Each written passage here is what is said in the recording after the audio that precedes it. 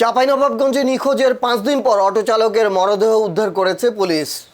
বুধবার 26শে আগস্ট রাতে জেলার পিঠালীতলা পুঠিমারি বিলের আঁকক্ষেত থেকে মরদেহটি উদ্ধার করা হয়। স্থানীয়রা জানায়, রাতে আঁকক্ষেতে কৃষকরা কাজ করে বাড়ি ফেরার সময় একটি মরদেহ পড়ে থাকতে দেখে থানায় পুলিশে খবর দেয়। খবর পেয়ে পুলিশ ঘটনাস্থল থেকে ক্ষতবিক্ষত মরদেহ উদ্ধার করে থানায় নিয়ে আসে। শিবগঞ্জ থানার ভারপ্রাপ্ত কর্মকর্তা মতিউর রহমান জানান, ময়নাতদন্তের জন্য মরদেহটি জেলা হাসপাতাল মর্গে পাঠানো হয়েছে। এই ঘটনায় থানায় মামলা দায়েরের পর 3 জন আসামিকে গ্রেফতার করা হয়েছে। বাকি আসামিদের গ্রেফতারে পুলিশ কাজ করছে।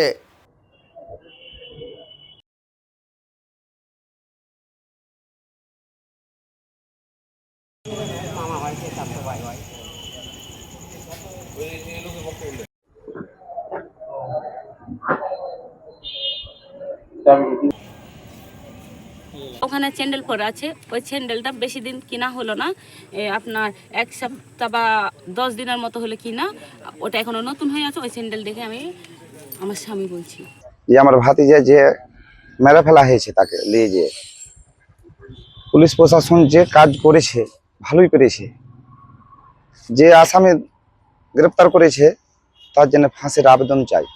আজ 6 দিনের দিনে পুলিশ কর্মকর্তা আমার ছেলের লাশ উদ্ধার করেছেন সেই পিঠালীতলার 51 বিঘার দাগ থেকে বা পাশে থেকে। ছেলে আমার হাটে যদি আমি মাটি দিতে পারি তা আমার জীবনে শান্তি আসবে। যে আমি আমার ছেলে কিন্তু ভালো ছেলে, সৎ ছেলে, কোনো দল বল করে না, কোনো কিছু নাই, গরিব ছেলে, পেটে খাটে হাতে খাই। আপনার জয়জন আছে ওরা জড়িত, আমরা ওর জন্য আমরা ফাঁসি চাই। অসীমিত জয়জন থেকে ওরা জড়িত, আর ফাঁসি চাই। হত্যা করেছে এরকম ভাবে, আর 5টা দেখে শুনে এমন ভাবে আপনারা আদালত বিচার করে দিবেন যেন 5টা যেন শিখাইলে যেন আর না করে।